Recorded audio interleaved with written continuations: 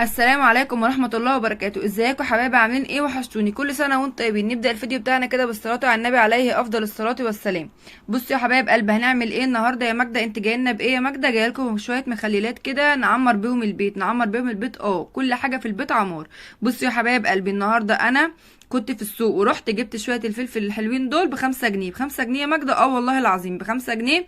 واللي هو الفلفل كمان بتاع التخليل اللي هو الصغير دوت، اللي هو ما بيمرش بسرعه وبلدي وجميل وكانت ريحته تحفه، بس هو حراق وانا بحب الحاجه الحراق. جبت كمان لفت يا ماجدة. جبت ال4 كيلو ب5 جنيه بردك. وقلت بصراحه خليله زي ما هو، زي السوريين بالظبط، بالطريقه السوريه، علشان خاطر يقعد معايا فتره اطول يا ماجدة. هنبدا الاول بالفلفل يا حبايب قلبي. وجبت الفلفل بتاعي، غسلته بالمنظر دوت وحطيته في قلب المصفى لغايه ما صفى ميته خالص. وبعد كده جبت البطرمان. انا بكون معقمه البطرمان، غسلاه في ميه سخنه كويس قوي ومعقماه. وبعد كده اسيبه ينشف كويس. وبعد كده بنزل فيه بالفلفل كله على بعضه في قلب البطرمان. هحط الفلفل كله في قلب البطرمان كويس، وابدا ان انا انزل بالفلفل كله كله كله كله لغايه ما اكبس الفلفل ويبقى مالي البطرمان على اخره. يعني بصوا ما يبقاش فيه نفس.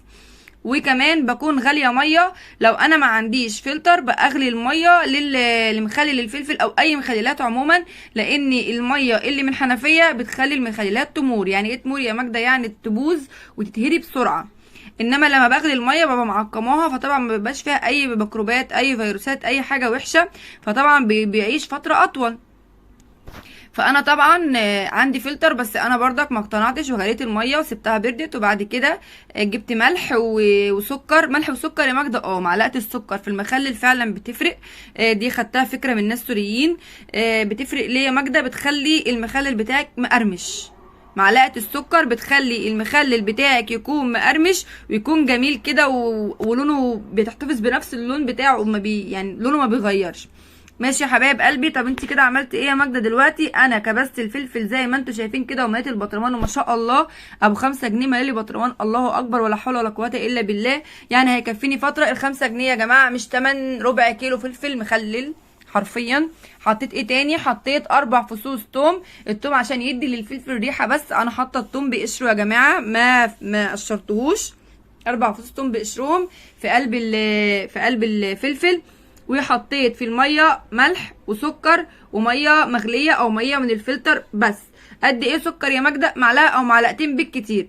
وينفع نعمل منه الفلفل الهانوبيل او الهالومين، انا مش عارفه اسمه ايه بالظبط، بس اللي هو الفلفل اللي بيتباع دوت، بيتباع في المحلات غالي جدا.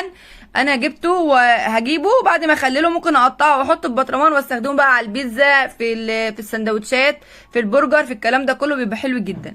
فانا بايديا في بيتي ممكن اوفر واعمل حاجات كتير قوي. بجيبها من بره غاليه جدا، وكفايه ان انا عاملاها بنظافه وحاجه كده نظيفه وما شاء الله. انا كده ابتديت انزل بيه الميه على الفلفل لغايه ما اغطي الفلفل خالص، ما يبقاش فيه نفس، يعني نكبس على نفسه كده زي ما انا كابسه على نفس ناس كتير. ماشي. هبدا ان انا يعني اكبس الفلفل كله ميه، ما اخليش فيه نفس طالع منه خالص. ممكن بعد اسبوع بالكتير، 4 5 ايام، اسبوع لو طول قوي، وبتاكلي من الفلفل وبيقعد فتره كبيره ما بيمرش منك، واحسن ما نشتريه من بره. ودوت زي الفلفل اللي بيتباع في المحلات بالظبط، والله يا حبايب قلبي، وتحفه، وبيطلع مقرمش وبيطلع جميل وما بيمرش منك. اهم حاجه تركه الميه، يا اما من الفلتر يا اما من الميه تكون مغليه. ماشي يا حبايب قلبي. انا كده عبيت الفلفل وكبسته خالص وغطيته بالميه. طب كده بس يا ماجدة هنغطي؟ لا يا حبايب قلبي، لازم نجيب كيس ونحطه على وش البطرمان عشان نتاكد ان 100% مش هيخش له هواء، لان الهواء هو اللي بيبوظ المخلل. وهبدا ان انا اعمل ايه؟ وهبدا ان انا اغطيه بالمنظر ده. وفي فكره تانية ان شاء الله باذن الله، هجيب الفلفل وهنجففه في الشمس وهنحطه في المش، وهيقعد معاكم بقى بدل السنه 2 و3 و4. بس ان شاء الله انتظروه في الفيديوهات القادمه باذن الرحمن يا رب. وكمان هخلي الخيار اللي هو بيتخلى عندي في 3 4 ايام، لا احنا هنقعده بالسنه بس في المش ان شاء الله باذن الله، ونعمل حاجات بقى اجدادنا، وان شاء الله تبقى حاجات كده يعني فخر من الاخر. انا جبت دول ب5 جنيه، بقول لكم هنا ان انا جبت ده كله ب5 جنيه. جبت الليفت ده كله ب5 جنيه. طبعا انت لو عايزه الليفت يقعد معاكي فتره طويله وما يبصش منك وما كلش منه بعد اسبوع او 3 ايام يا ماجده، طب انا عايزاه اخزنه رمضان، تمام يا حبيبه قلبي، هاتيه كبير حسب الوقت اللي انت عايزاه. ده ممكن يقعد معايا شهر، شهرين، لسه لغايه ما يتخلل. انا بقى لو عايزه اعمل رمضان هجيب الليفت بتاعي اكبر من الحجم ده. تمام. انا دلوقتي هحطه هنا في قلب البطرمان. هجيب بطرمان نفس البطرمان بتاع الفلفل كده، بس بعد ما اغسله كويس واقطع الحته اللي فوق والحته اللي تحت يكون نضيف معايا تماما بالشكل ده.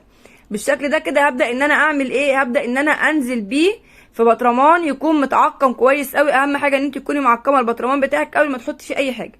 تمام. انا كده البطرمان دي كنت معقماها اصلا من قبلها، وهبدا دلوقتي ان انا انزل فيه بالليفت. هحط الليفت كله زي ما هو كده، انا ولا هقطع ولا اي حاجه، لان انا عايزه احتفظ بيه اطول فتره ممكنه، لاني انا اللي انا عملته معاكم لسه باكل فيه، بس طبعا ما خدش 3-4 ايام واستوى، فانا عايزه اقعد معايا فتره كبيره لغايه ما يستوي.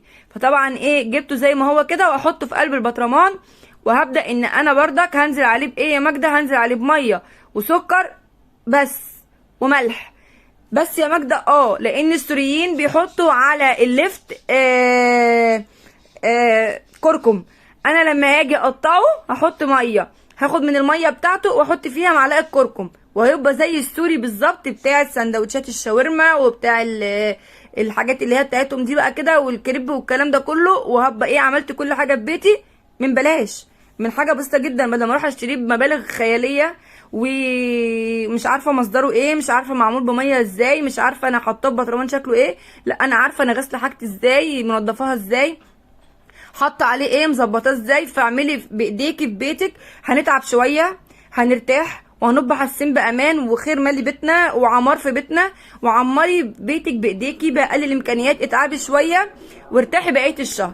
بصي بقى يا حبيبه قلبي، انا كده عملت ايه، انا كده جبت بردك كيس وابتديت ان انا اكبس المخلل كويس جدا. طبعا الكيس خلاش فيه نفس، يعني حتى الميه الزياده ابتدى ان هو يخرجها. وكده بقى بالمنظر دوت الايه يا ماجده، بالمنظر دوت الليفت كده كان ايه، كان خلص البطرمان معايا. ده يقعد بقى فتره كبيره. لو انا عايزه اقعده رمضان بجيب الليفت اكبر من الحجم ده، لو انا عايزه اقعده 2 أو 3 شهور بيبقى بالحجم ده، بيقعد معايا فتره كبيره. وبرضك ممكن اعمل كده مع الجزر، مع الجزر يا حبايب قلبي، بيقعد فتره كبيره قوي لو انا خللت الجزر سليم. اي حاجه انا عايزاها تقعد فتره اطول ما بقطعهاش يا حبايب قلبي، بس اخليها سليمه. وعندي الاكل او عندي ان انا هستخدم منها، باخد الكميه اللي هستخدمها واقطعها واحطها في علبه واحيقها واظبطها زي ما انا بحب. وبالف هنا وشفا على قلبكم. يا رب يكون الفيديو بتاعه عجبكم. وانا عارفه ان انت ستر لغايه هنا لسه ما عملتيش لايك ولا اشتراك ولا كومنت حلو منك. يلا شجعيني بقى بلايك واشتراك وكومنت. بحبكم في الله، عايزاكم كلكم تبدعوا وتملوا بيتكم خير. ولازم نعدي الفتره دي بكل حاجه بتفاصيلها، بكل حاجه احنا اللي هنطلع نفسنا من اللي احنا فيه. لازم تبداي تعملي وتبداي في بيتك بايديكي.